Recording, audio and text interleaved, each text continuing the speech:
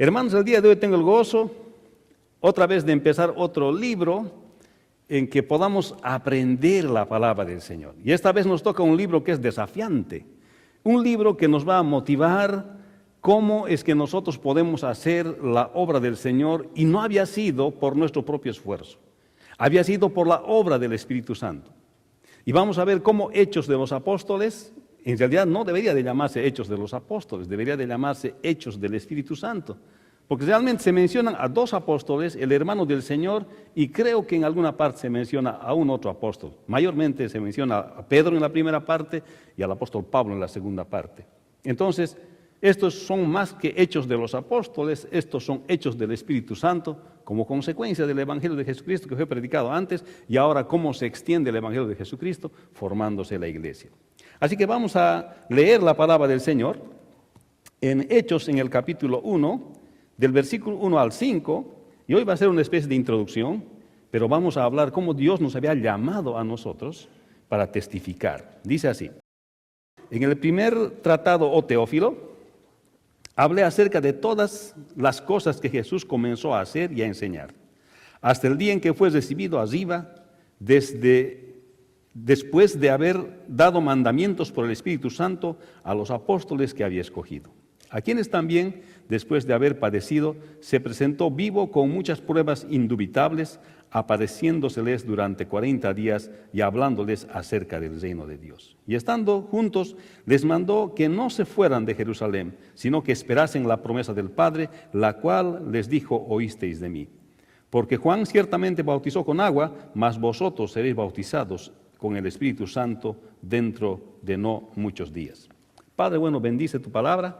Y el día de hoy que iniciamos el estudio, Señor, de este libro de los Hechos de los Apóstoles, que el día de hoy, Señor, pueda ser para nosotros edificación y que podamos aprender muchas cosas que puedan ministrar a nuestras vidas y que podamos cambiar nuestras actitudes, que podamos cambiar nuestros pensamientos, Señor, acerca de tu palabra y acerca de nuestra vida cristiana. Bendícenos, Señor, en estos hechos del Espíritu Santo que puedan tocar nuestras vidas para que nosotros también vayamos y hablemos, Señor, de tu evangelio, de tu verdad, en el Espíritu Santo. En el nombre de Jesús. Amén.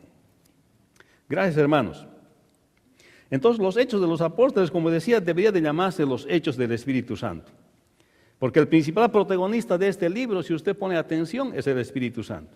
Y le voy a invitar a usted que lea, por favor, el libro Los Hechos de los Apóstoles. Puede leerlo en inglés, en español, como usted quiera, cualquier versión. Algunas versiones son mucho más fáciles para poder entender a un español un poco más accesible, lo mismo que en inglés. Pero por favor, lea Los Hechos de los Apóstoles. El libro de los Hechos de los Apóstoles es una continuación del Evangelio de Lucas. No sé cuántos han estado en mis sermones de Lucas, pero hemos estado hablando de bastantes porciones del Evangelio según San Lucas. Y es por eso que este libro es la continuación de Lucas. Lucas escribe investigando bien lo que había pasado en el ministerio del Señor Jesucristo y ahora continúa escribiendo a Teófilo la segunda parte de su tratado. Y por eso hoy iniciaremos esta nueva serie de sermones que va a enfocarse en esto. Si quiere un poco de trasfondo respecto de Hechos, puede usted repasar los anteriores sermones que hemos predicado de Lucas. Eso le va a poner una perspectiva más clara de lo que vamos a hablar acerca de los Hechos de los Apóstoles. Los Hechos de los Apóstoles no son como los Evangelios. Los Evangelios se cuentan historias, pero esto es más una narrativa. Es como una historia del inicio de la iglesia y cómo se inicia la iglesia y cómo continúa. Pero nosotros podemos ver que hay muchas cosas que son transitorias en el libro de los Hechos. Es una transición. La Biblia no oculta nada, eso es lo lindo. La Biblia no oculta cosas que no querían que se enteren, nada de eso. Las cosas en la Biblia están narradas así como son, y en los Hechos están narradas las cosas así como son. Es por eso que los Hechos es un libro transicional. ¿Por qué? Porque es una transición de la religión judía al cristianismo.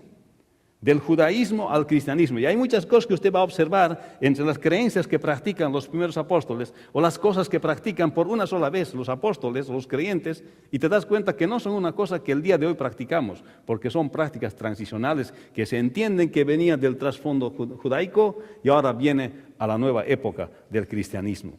Encontramos a veces transiciones que son ambiguas aquí mismo en estos libros, como por ejemplo la selección del del que iba a suceder a Judas después de que traiciona al maestro, seleccionan usando suertes y seleccionan a Matías. Esa es la manera de elegir autoridades en la iglesia, con suertes, pero ocurre transicionalmente en los hechos por un grupo de creyentes que está iniciando una iglesia que no existía. Entonces hay ciertas cosas que nos van a llamar a nosotros a reflexionar. ¿Por qué el apóstol Pablo se rasura la cabeza cuando hace un voto? ¿De dónde venía esto? Esto se puede ver en los Hechos capítulo 18, verso 18. Esto venía de su trasfondo judío. Los judíos hacían este tipo de votos, pero él está entrando en este proceso de la iglesia, de la formación de la iglesia, y hay ciertas cosas que él mismo está resolviendo en su propia vida. Pero es por eso que ahora todos deben raparse la cabeza para hacer un voto. Tampoco es así. Pero estos aspectos se puede ver en los Hechos de los Apóstoles, cómo nos enseña a nosotros, y podemos ver las realidades del inicio de la iglesia. Se mencionan también, como en Hechos 6:17, el nombramiento de los diáconos. Este sí es algo interesante, pero buscan personas que sean llenas del Espíritu Santo para poder distribuir las cosas a las viudas que había en Jerusalén y en la iglesia. Pero esto sí es un principio que sí van a haber diáconos en las iglesias, pero tal vez no va a ser el mismo tipo de viudas que va a haber en la iglesia, o sea, la gente más necesitada en la iglesia. Entonces hay muchas cosas que se adoptan de los Hechos de los Apóstoles, del inicio de la iglesia, en la práctica diaria del día de hoy como iglesia del Señor Jesucristo, pero hay otras cosas que han sido en un momento transicionales que se puede entender por la transición del judaísmo hacia el cristianismo. Y la fecha de la escritura aproximadamente de este libro es entre el 60 y el 62 después de Cristo, porque es interesante, porque en el año 70 después de Cristo, el emperador Tito, un general Tito, romano, va y destruye la ciudad de Jerusalén. Es extraño que en el libro de Hechos no se mencione la destrucción de Jerusalén. Por tanto, eso ha ocurrido históricamente el 70 después de Cristo. Parece que muchos de los teólogos y pastores están de acuerdo con que el 60 y el 62 es aproximadamente la fecha de la escritura de este libro. O sea, habían pasado bastante tiempo ya desde la partida del Señor, como unos 32 años de la partida del Señor, y en esa época se escribe esta narrativa. Y hay un versículo clave en Hechos, es el versículo 8 de Hechos capítulo 1, y dice así: pero recibiréis poder cuando haya venido sobre vosotros el Espíritu Santo, y me seréis testigos en Jerusalén, en toda Judea, en Samaria, hasta lo último de la tierra. Quisiera que por favor todos lean conmigo. Tienen Hechos capítulo 1, versículo 8. Si usted tiene su Biblia, por favor, ya sea electrónica o tenga su Biblia de papel, puede leer conmigo. No sé si me puede acompañar. 2, 3. Pero recibiréis poder cuando haya venido sobre vosotros el Espíritu Santo, y me seréis testigos en Jerusalén, en toda Judea, en Samaria y hasta lo último de la tierra. Amén. Y podemos dividir el libro del versículo 1, del capítulo 1 al 6, 7, que serían testigos, como dice aquí en Jerusalén. De esa parte habla esa parte de los Hechos. Luego del 6 al 8 al 9:31 habla de que seremos testigos en Judea y Samaria. Eso usted puede ver, lo que se desarrolla en Judea y Samaria. Y cuando dice hasta los confines, hasta lo último de la tierra, es del 9:32 al 10:48. Se entiende en los Hechos que los confines de la tierra era Roma, porque si usted ve el último capítulo de Hechos, va a ver que se le narra al apóstol Pablo ahí en Roma. Y no se sabe más si ha muerto o no ha muerto según los Hechos, pero sí sabemos que el apóstol habría muerto cuando Nerón era el emperador de Roma. Y no solamente él, el apóstol Pedro y el apóstol Pablo habrían muerto, porque no tenemos precisión, justamente en las manos de Nerón, del emperador de Roma. Entonces esta es una división: Jerusalén, Samaria y hasta lo último de la tierra. Y esto vamos a ir viendo cuando vayamos estudiando la palabra del Señor y tocando temas de los Hechos en nuestra vida. Y podemos ver también que otra forma de enfocar los Hechos es una introducción, que es la fundación de la iglesia, del capítulo 1 al 2:41. Y luego hay dos partes más: la misión de la iglesia al pueblo judío, tratando de evangelizar al pueblo judío así como el Señor lo había mandado, del 2:42 al 12:25.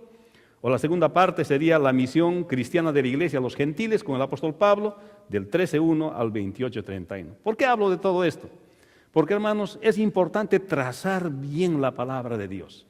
Es importante mirar todo espectro que contempla la Escritura, y entonces podemos entender bien el mensaje de la palabra de Dios cuando hemos mirado toda la Escritura y qué es lo que la Escritura nos quiere transmitir. Es por eso que se hacen bosquejos y podemos entender la intención del autor. Los Hechos también nos presentan los 3 viajes misioneros del apóstol Pablo. Primero, segundo, tercer viaje misionero del apóstol Pablo, que va hacia los gentiles, y el apóstol Pedro, que predica dentro del pueblo judío. Lo cierto es que los hechos de los apóstoles nos enseñarán que son los hechos del Espíritu Santo, que no hay forma de hacer la obra de Dios sino por el poder del Espíritu Santo. Podemos quedar confundidos y podemos pensar que tal vez las cosas que hacemos son cosas que hacemos porque nosotros tenemos esa capacidad de hacer. Sin embargo, Hechos nos va a demostrar que no hay forma de hacer ministerio si no es por el poder del Espíritu Santo. Amén. Y eso es lo que es Hechos. Y así que cuando hemos leído este pasaje, estamos viendo que es importante que entendamos con nosotros como creyentes que a Dios le ha parecido importante presentar pruebas indubitables de la resurrección del Señor Jesucristo. Por eso el versículo 1 al 3 dice: en el primer tratado dice: oh Teófilo, hablé acerca de todas las cosas que Jesús comenzó a hacer y a enseñar, hasta el día en que fue recibido arriba, después de haber dado mandamientos por el Espíritu Santo a los apóstoles que había escogido, a quienes también después de haber padecido, se presentó vivo y con pruebas, muchas pruebas indubitables, apareciéndoseles durante 40 días y hablándoles acerca del reino de Dios. Hermanos, en estos 3 versículos vemos que la idea que Dios tiene es que le ha parecido importante a Él presentar pruebas indubitables de la resurrección del Señor Jesucristo. Por eso es que Dios permite que se registre este pasaje de la Escritura en los Hechos de los Apóstoles, porque Dios quería presentar estas pruebas de la resurrección del Señor Jesucristo a toda la humanidad. Pero en el pasaje mismo vemos y dice: en el primer tratado, oh Teófilo. Esto quiere decir tratado. La palabra tratado en el griego es logón, que viene de logos, que es palabra también. Entonces en el primer logón, en el primer escrito está diciendo, un poco más traducido al español es tratado, ¿verdad? Pero tal vez la palabra más cercana a esto es en el primer escrito. Dice, en el primer escrito, oh Teófilo, te hablé acerca de las cosas que Jesús comenzó a hacer. Entonces, en el primer escrito que hace Lucas, es justamente el Evangelio según San Lucas, y ahí se puede ver todo el ministerio del Señor Jesucristo hasta que fue crucificado, dice, y hasta que fue elevado al cielo, hasta que se fue al cielo. Entonces, la intención, en este caso, de Lucas, era confirmar a Teófilo de la veracidad de la obra salvífica del Señor Jesucristo. Esa es su intención. Escribió su primer escrito y allá era suficiente saber de las cosas que Jesús enseñó, de las cosas que Jesús había hecho, pero ahora era necesario confirmar en Teófilo aquella enseñanza, aquellos escritos que había mandado Lucas primeramente a Teófilo. Ahora, no se sabe exactamente quién era Teófilo, pero de la forma en que se escribe parece que alguien distinguido, porque no todos escribían en la época del Señor Jesucristo. Más o menos el porcentaje de alfabetismo era 20%, eso quiere decir que el 80% de la población era analfabeta. Entonces tiene que ser alguien que leía, y si alguien leía es porque tenía cierta educación, había tenido acceso a la educación de aquel tiempo. Y Teófilo quiere decir hijo de Dios, pero no es exactamente de Dios. Está hablando, este nombre viene de la mitología griega. Ustedes saben que los griegos tenían muchos dioses, ¿verdad? Entonces, el que quería distinguirse podía ponerse este nombre seguramente. Hermanos, a veces, ¿cuántos tenemos Teófilos en nuestra vida? A los cuales queremos confirmar con la palabra en su fe en el Señor Jesucristo. Y estamos haciendo el esfuerzo para confirmarse en su fe. Y si usted no tiene un Teófilo, sería bueno que tenga un Teófilo en su vida. A alguien al cual usted le ha testificado. A alguien no como tal vez Lucas ha presentado su evangelio como a Teófilo lo hizo. Pero tal vez usted ha presentado el evangelio de Jesucristo a una persona y le ha hablado del Señor, le ha traído a la iglesia, le ha llevado a su casa, le ha presentado estudios bíblicos, usted le ha mostrado, le ha presentado el evangelio de Cristo. Pero tal vez ahora usted está buscando confirmarlo, porque usted no se da cuenta cuando una persona conoce del Señor, necesita seguir afirmándose en la fe, necesita seguir siendo confirmado, necesita establecerse bien en su fe para que su fe no se mueva. Y esta era la situación de Lucas. Lucas había escrito un primer tratado, había escrito unos primeros escritos. Ahora era necesario confirmar a Teófilo con los otros escritos que justamente van a confirmar la resurrección del Señor Jesucristo. No sé cuántos Teófilos hay en tu vida, hermanos, pero este Teófilo ha sido suficiente en la vida de Lucas para poder escribir este libro de Hechos de los Apóstoles, o como yo le llamo, Hechos del Espíritu Santo, para poder confirmar a este hombre en su fe en el Señor Jesucristo. Hermanos, el testimonio de los creyentes es bien importante, y es lo que está remarcando este versículo, porque si no fuese tan importante, Dios no hubiese permitido que esté ese versículo en la Biblia. Pero está diciendo en el primer tratado: oh Teófilo, te conté y te escribí acerca de las cosas que el Maestro empezó a hacer y a enseñar. Esto está mostrando, hermanos, que es importante el testimonio que los creyentes puedan dar de su fe y de lo que Dios ha hecho en su vida. ¿Cuántos dicen amén? O sea, no se puede callar. No puede ser usted un cristiano anónimo. Usted no puede ser un cristiano que nunca testifica del Señor Jesucristo. No puede ser un cristiano secreto. Tiene que hablar de su fe en el Señor Jesucristo. Amén. Escuché a un pastor hace mucho tiempo, no es tanto tiempo, y él decía: hermanos, cuando usted va a reuniones que no son exactamente cristianas, testifique del Señor Jesús, no se levante a predicarles la palabra del Señor. No es exactamente eso, tal vez no es el lugar para hacer eso. Pero cuando usted llega a un lugar así, siéntese y por lo menos ore por los alimentos, dé gracias por los alimentos. Y entonces, hermanos, en mi experiencia, he podido ver que esto sucede y que podemos hacer esto con cualquier persona que no conoce al Señor Jesús. Si alguien que no conoce al Señor Jesús me invita a comer, yo digo: hermano, amigo, me disculpa usted, nosotros siempre le damos gracias a Dios por la comida. Y entonces oramos y bendecimos la comida. Y decimos: ya está santificada, comamos con agradecimiento al Señor. El testimonio de los creyentes es importante. Por eso es que está registrado este pasaje en la Escritura. Es importante que el creyente hable del Señor Jesucristo. Lucas lo hizo escribiendo todo un evangelio, y ahora estaba mostrando el libro de los Hechos, escribiendo otra parte para confirmar la fe de Teófilo. Hable a sus amigos del Señor Jesús. No se quede callado. Si usted tiene amigos que no son creyentes y con ellos frecuenta, ¿por qué está callado? ¿Por qué no les habla del Señor? ¿Por qué no les comparte la palabra de Dios? ¿Por qué no habla de su fe? ¿Por qué no se identifica con el Señor Jesucristo? De eso está hablando este pasaje. Y está haciendo el esfuerzo de escribir. Ni siquiera le está mandando una notita de texto nomás. No está diciendo: oh Teófilo, te mando este texto para que sepas que Jesús es el Hijo de Dios. No es un texto nomás. Le está escribiendo todo un tratado, que son los Hechos de los Apóstoles, para confirmarle en su fe. Miren, si Lucas ha dado todo ese trabajo de escribir todo un tratado, un escrito largo de toda la cronología, cómo empieza la iglesia y cómo llega el apóstol Pablo a Roma, y se ha tomado ese trabajo, ¿cuánto más nosotros debemos tomarnos el trabajo de testificar de Cristo a nuestros amigos? Amén. No debemos ser secretos. Y esto está hablando este pasaje. El testimonio de los creyentes es importante porque sencillamente a Dios le ha parecido importante presentar pruebas indubitables de su resurrección, de la resurrección del Señor Jesucristo.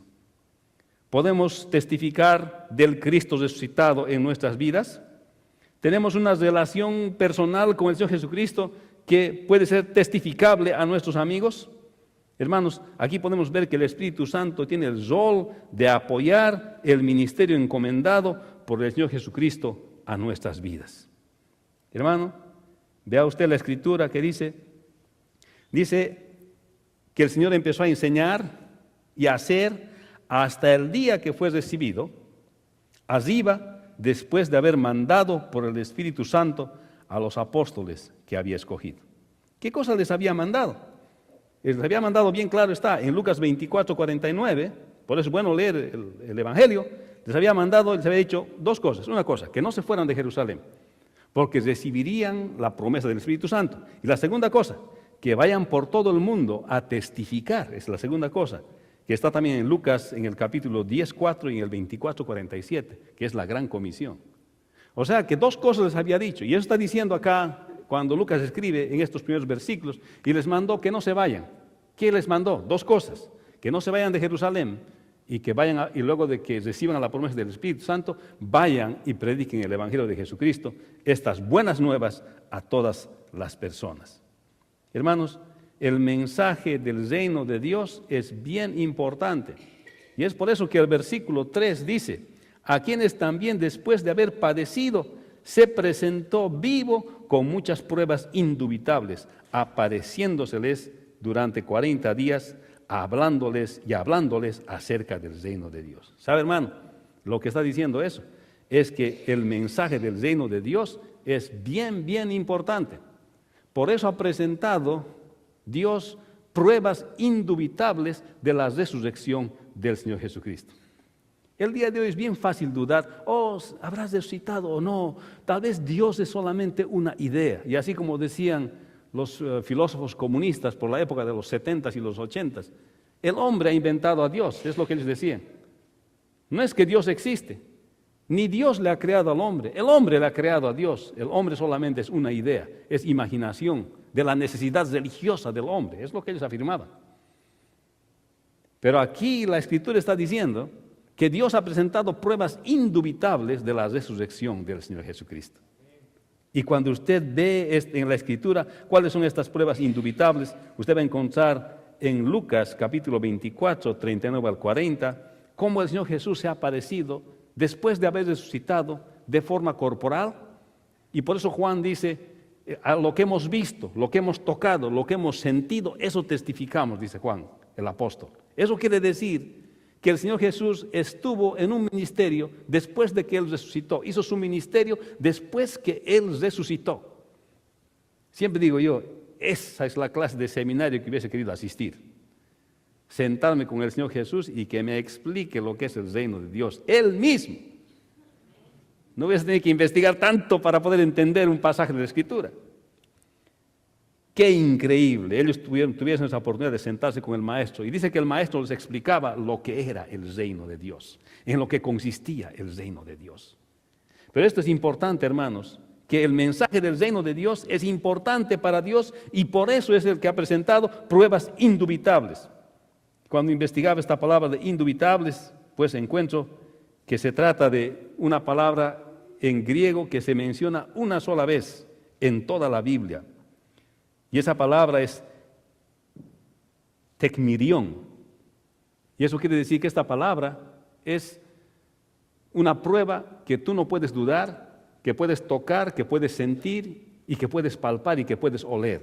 Ese tipo de prueba es. Y ese era el Señor. Cuando se presentó en Lucas 24, 39 y 40 y en 1 Juan 1:1, se presentó y dijo: yo soy, he resucitado, vengan, toquen mis llagas, toquen mi costado, soy yo. Prepararemos pescado. Preparó pescado y comió con ellos. Y estuvo con ellos estos 40 días con pruebas que no se pueden dudar. Pero estas pruebas que no se pueden dudar han sido dadas a los apóstoles en aquel tiempo. Muchos me dirán: pero pastor, ¿sabe qué? Para creer en Dios, quisiera también tener un poquito de esas pruebas indubitables para que yo crea en Dios.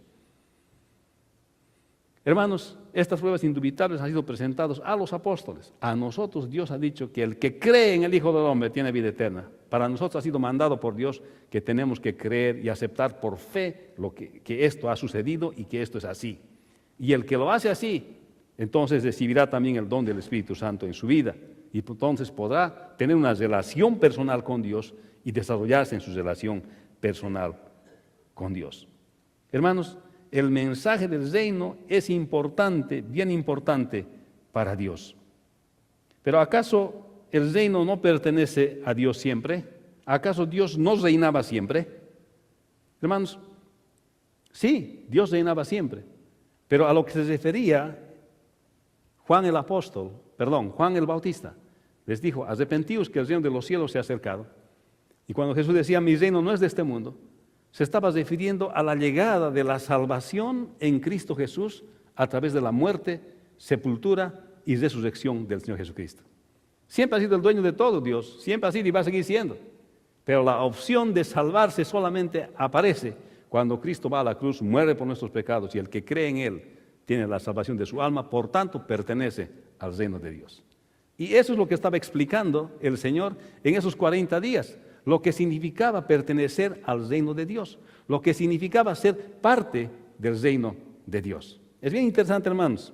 Alguna vez en el seminario, el profesor, uno de nuestros profesores dijo, ok, esta semana vamos a investigar la palabra reino.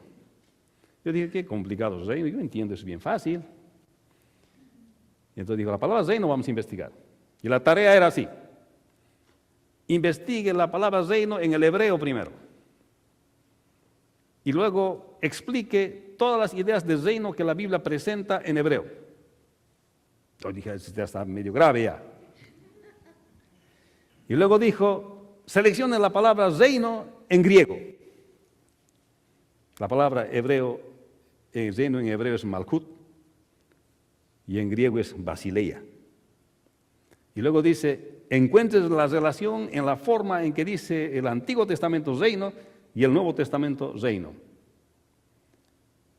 Y luego seleccione pasajes donde en la Escritura, donde cómo usted explica ahora la palabra reino a lo largo y ancho de toda la Escritura. ¡Qué tareón, hermano!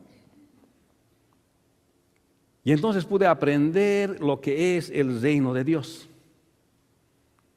Lo que Dios pensó del reino de Dios desde el Antiguo Testamento hasta el mismo Nuevo Testamento, cuando Juan lo anuncia y cuando el Señor dice, mi reino no es de este mundo. Y entonces era bien importante el concepto de reino para el Señor, porque la venida de su reino no era un reino físico, aunque a David le dice, tu reino va a ser para siempre, también va a ser un reino físico, créanme, pero también es un reino espiritual, donde Dios no solamente quiere reinar aquí en la tierra como el dueño de todo que es, sino quiere reinar aquí en la tierra, pero también quiere reinar en los corazones de cada uno de sus hijos y que se rindan sus hijos ante el reino de Dios.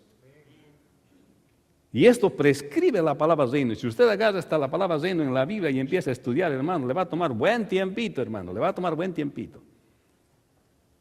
Pero querido hermano, esto es lo que va explicando el Señor Jesús cuando resucitó por 40 días con pruebas indubitables. Por eso digo yo, me hubiese gustado estar en esa clase. Pero el Señor habló de esto claramente a sus discípulos. Y entonces podemos ver en el versículo 4 que dice, estando juntos les mandó que no se fueran de Jerusalén, sino que esperasen la promesa del Padre, la cual les dijo, oísteis de mí. Entonces, aquí estamos viendo que el Espíritu Santo fue una promesa hecha anteriormente. Aquí está diciendo Lucas a Teófilo que es importante que él sepa las cosas que Jesús hizo y empezó a enseñar desde que él vino hasta que ascendió, hasta que fue llevado a los cielos. Pero también está diciendo aquí que el Señor les había mandado que esperasen la promesa. Que si bien habían tenido el testimonio del Señor Jesucristo, habían escuchado el Evangelio del Señor Jesucristo, y ahora Lucas estaba escribiendo los hechos, ahora necesitaban algo más para hacer el ministerio. No era suficiente conocer la palabra de Dios, no era suficiente incluso haber estado con el Señor, ahora necesitaban algo más para hacer el ministerio. ¿Saben por qué? Porque el Señor había ascendido a los cielos, se había ido a los cielos. Y ahora tenía que mandar el Consolador para que el Consolador les ayude a hacer el ministerio. Por eso es que no se puede hacer ministerio sin el Consolador. O sea, por eso es la más grande diferencia que hay entre la iglesia del Señor y cualquier asociación humana en esta tierra. No es como pertenecer al country club, pertenecer a la iglesia. No es. Pertenecer a la iglesia es por el Espíritu de Dios. Aquí venimos a hacer ministerio, aquí venimos a hablar la palabra de Dios, aquí venimos a adorar a Dios, aquí venimos a alabar a Dios, aquí venimos a parecernos a Dios, aquí venimos a aprender para ser lo más posible cerca del Señor Jesucristo, parecernos a su imagen, parecernos a su carácter. A eso venimos aquí y eso no se puede hacer si no es a través del Espíritu Santo. Y esa es la promesa que había dicho. Los discípulos estaban felices de lo que habían visto las cosas. Pero esta es la promesa que había hecho Dios a ellos y esta promesa es que el Espíritu Santo vendría. La promesa fue hecha a los apóstoles en Lucas 24:49, Hechos 1:5 incluso, Juan 14:16, 15:26 16 al 7, se puede ver y les dice que si yo me voy, si no me voy, dice Jesús, mi Espíritu Santo no va a venir a ustedes. Les conviene que yo me vaya, porque si yo me voy, mi Espíritu Santo va a venir a ustedes. Entonces, lo que está diciendo es que cuando yo estoy con ustedes, ustedes tienen que depender de mí, pero cuando yo me voy, el Espíritu Santo les va a guiar a todas las cosas. Entonces, la llegada del Espíritu Santo fue una promesa que se cumplió ante el mundo, porque era un compromiso de Dios no solamente con los apóstoles, era una promesa de Dios al mundo, porque acuérdense en el huerto del Edén, cuando el hombre pecó, la mujer pecó, le dijo a la mujer, tú le vas a herir en la cabeza, aunque él te va a herir en el calcañar. Se estaba refiriendo a la venida del Señor Jesucristo. O sea que era una promesa para toda la humanidad mandar al Señor Jesucristo, y la venida, del Espíritu Santo. Entonces, esta promesa históricamente se cumple. Se cumple con la venida del Espíritu Santo en la fiesta de Pentecostés. Está claro que el Espíritu Santo vino para testificar de Jesús. Él arribó y ahora está en la tierra y puede llenar a todos aquellos que creen en Él.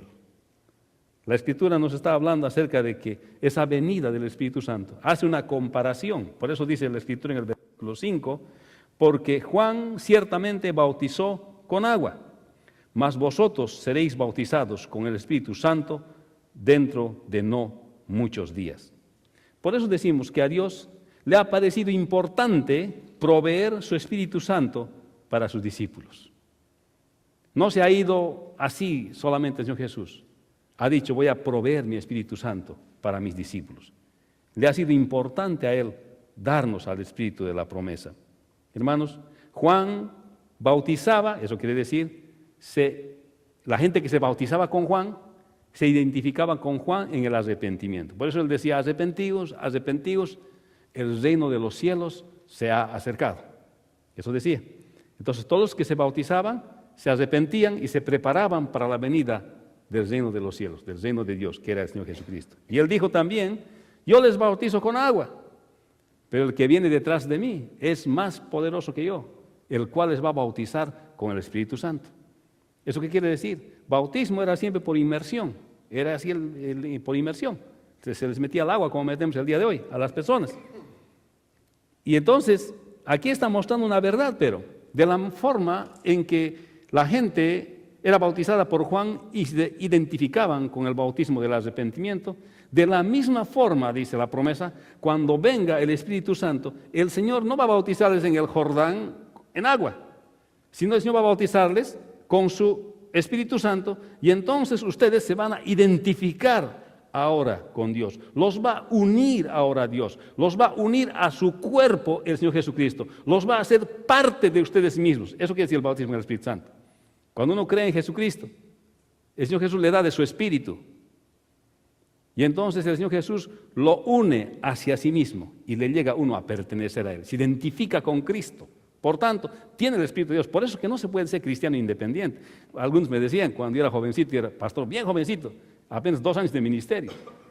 Me decían, pastor, yo soy cristiano a mi manera. Yo vivo mi vida cristiana como yo quiero. Hermanos, no hay manera de ser cristiano sino por el Espíritu Santo del Señor. Porque el bautismo significa, en el Espíritu significa estar unido a Dios, pertenecerle a Dios, porque Él nos ha dado de su Espíritu. Cuando creemos en el Señor, somos bautizados en el Espíritu del Señor. Y le pertenecemos a Él, y somos de Él. Y entonces, no puede haber una vida independiente de Cristo. O sea, no puedo vivir un segundo de mi vida cristiana sin Cristo. ¿Qué dice la palabra? Y todo lo que hacéis, sea de palabra o de hecho, hacedlo para la gloria de Dios, ¿verdad? O sea, no puede haber momento en el día que yo pueda decir, yo voy a hacer mi vida sin Dios. Todo lo que yo haga en mi vida, a todas las reuniones que yo vaya, ya sean de la escuela, ya sean de mi trabajo, cuando camino en el metro, cuando camino en la calle, manejo mi carro, me agarra el policía, me da mi ticket, no me da mi ticket, debo vivir para la gloria de Dios. Porque el Espíritu Santo está en mí y yo vivo pegado al Espíritu Santo y yo le pertenezco a Dios. O sea, no hay parte de mi vida ni momento de mi vida que no pueda testificar de mi Señor Jesús. Eso es hechos. Y no hay forma de que nosotros podamos avanzar en la iglesia de Dios si no es por el poder del Espíritu Santo. Cuantos más hermanos entiendan y se identifiquen con el Señor Jesucristo y le hayan entregado de verdad su vida al Señor, entonces vamos a andar mejor avanzando en la fe en el Señor Jesucristo. Los hechos lo prueban. No se puede hacer la obra si no es por el Espíritu Santo. Hermanos, una persona no viene, aquí no tenemos un sign-up sheet, desde el día de hoy hágase cristiano, no existe eso. El Espíritu Santo es el que convence de justicia, juicio y pecado a las personas, y por eso vienen estas personas al conocimiento de la verdad y tienen la salvación de su alma y se asocian a la iglesia. Algunos interpretan la iglesia como un lugar social, donde hacer solamente compañerismo. Y no es así. La iglesia es el lugar donde vienen los salvos por la fe en Cristo, aquellos a los cuales el Señor ha bautizado y ha dado su Espíritu. Amén. Y por eso la razón de reunirnos, la razón de estar juntos nosotros, es solo el Señor. Y en nuestras reuniones el Señor debe ser el centro. Amén. Aun cuando celebramos cumpleaños, ¿a quién debe glorificar nuestros cumpleaños? A Dios. Debemos dar gracias a Dios por la vida que nos ha dado. Aún nuestros aniversarios matrimoniales deben glorificar a Dios. Dios debe ser el motivo y la razón de nuestra celebración, que Dios nos ha mantenido unidos este tiempo. O cualquier otra celebración que en su vida, el Señor debe ser glorificado. ¿Cuántos dicen amén? Cuando de la glorificación a Dios nos pasamos a la glorificación del ser humano, ahí estamos equivocados, porque estamos unidos a Cristo por el bautismo del Espíritu Santo que experimentamos, que tenemos cuando nos hemos entregado por la fe al Señor Jesús. ¿Cuántos dicen amén? O sea que todo debe glorificar a Dios. Por eso Pablo dice, si vivimos, para Él vivimos. Si morimos, para Él morimos. Como lo ha dicho todo. No hay momento en nuestra vida que no debe glorificar a Dios. Pues no puedo tener amigos de la iglesia y amigos que no son de la iglesia. Debo tener amigos y todos escuchan de Cristo, de mí. Amén. Y si no estoy hablando a mis amigos de Cristo, tal vez el poder del Espíritu Santo no está morando tan fuerte en mí debido a que estoy centralizado en otras cosas y no en llevar la palabra de Dios. Háblele de Cristo a sus amigos. Cuando yo tenía 18 años, tenía 2 amigos, tenía 3 amigos, éramos 4 los inseparables. Éramos como los 4 mosqueteros. Íbamos a todos lados juntos, hacíamos todas las travesuras juntos. Y un día recibí esta palabra que estoy recibiendo, que estoy dándoles el día de hoy. ¿Le has hablado a tus amigos de Cristo? Pero si todos estamos en un colegio cristiano, este colegio es bautista, aquí se habla del Señor, ¿para qué yo voy a hablar? Si el pastor nos habla en la clase de formación cristiana todas las semanas, ¿qué yo voy a hablar? ¿Le has hablado a tus amigos de Cristo? Bueno, que son jóvenes, tú sabes, los adolescentes, hablar al Señor, ¿no? Entonces mi hermano me dice, no está bien lo que está haciendo. Pero ¿y por qué? Si todos escuchan la palabra, están en la escuela, el pastor les habla siempre. Porque yo iba a un colegio cristiano. Y me da una idea, me dice, ¿quieres hablar a tus amigos del Señor? Le digo, sí, pero ¿cómo? ¿Cómo le hago? Mira, invítalos a un campamento y andate con ellos a un campamento de jóvenes. Y le digo a los compañeros, mira, me gusta la idea, le digo, mira, ¿sabes que hay un campamento de jóvenes? ¿Dónde? Dice.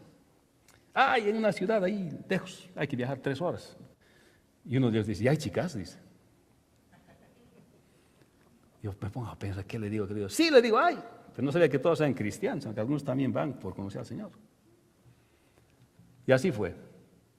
Pero aquel día, hermanos, cuando llegamos al campamento, el último día, de los 3 amigos que tengo, uno decidió no ir, 2 decidieron ir, pero el último día los 2 se entregaron al Señor Jesucristo. ¿Y sabe qué dijeron? Juan, gracias por habernos llevado, gracias por habernos llevado. Si no nos llevabas, nunca íbamos a ir. Y usted puede ver la diferencia del tiempo que éramos amigos, que ahora ya ha pasado mucho tiempo, hasta el día de hoy. ¿Cómo ha sido su jornada con Cristo hasta el día de hoy? Hermano, usted puede marcar la diferencia si le habla de Cristo a sus amigos. Háblele de Cristo a sus amigos, porque estamos unidos a Cristo por el Espíritu. No hay forma en que te puedas separar del Señor. Estás con Él si ya le has entregado tu vida. El Espíritu Santo mora en ti. Estás con el Señor. Y eso es lo que habla Hechos, la obra del Espíritu Santo a través de nuestras vidas. Por eso le ha parecido a Dios importante presentar pruebas indubitables de la resurrección del Señor Jesucristo, versículo 1 al 3. Y el versículo 4 al 5, a Dios le ha parecido importante proveer su Espíritu Santo a sus discípulos para actuar con poder, porque hemos sido llamados a ser testigos de la transformación que Cristo ha hecho en nuestras vidas. Si tú has sido cambiado, transformado tu vida por el Señor Jesús, Dios te ha llamado a que seas testigo de Él, como los primeros apóstoles, y entonces hables de Cristo a aquellos que no tienen al Señor Jesús. ¿Cuándo dicen amén? Quiero decirte, amigo, ¿qué harás el día de hoy si tú no conoces a Cristo? ¿Qué harás sabiendo que hay pruebas indubitables de la resurrección del Señor? ¿Qué harás sabiendo que para Dios es importante presentar pruebas indubitables de la resurrección de Jesucristo? ¿Qué harás sabiendo que la promesa de Dios, del Espíritu Santo, está disponible para ti? ¿Qué harás con Él el día de hoy? ¿Aceptarás a Cristo en tu corazón? Y quiero decir a los que son creyentes, ¿qué harás, hermano querido, el día de hoy, hermana querida, el día de hoy?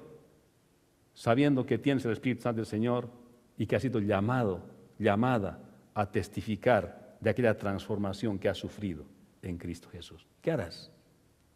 ¿Permitirás que el Espíritu Santo obre en tu vida para hablarle a otros de Cristo?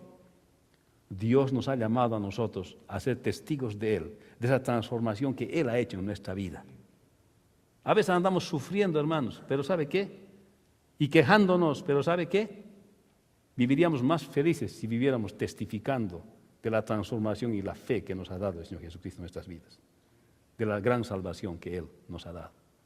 Así que le invito a acompañarme del libro de Hechos, donde vamos a ir estudiando cosas y aprendiendo cosas que conciernen a la obra del Espíritu Santo a través de nuestras vidas. Así que vamos a orar. Bendecimos, Padre, tu nombre en esta hora y gracias te damos, Señor, porque tú nos has llamado para ser testigos tuyos, no solamente, Señor, en el lugar donde estamos, Señor, sino en nuestros trabajos, en toda la sociedad, Señor, que le hablemos de ti a todos aquellos, Señor, que no te conocen.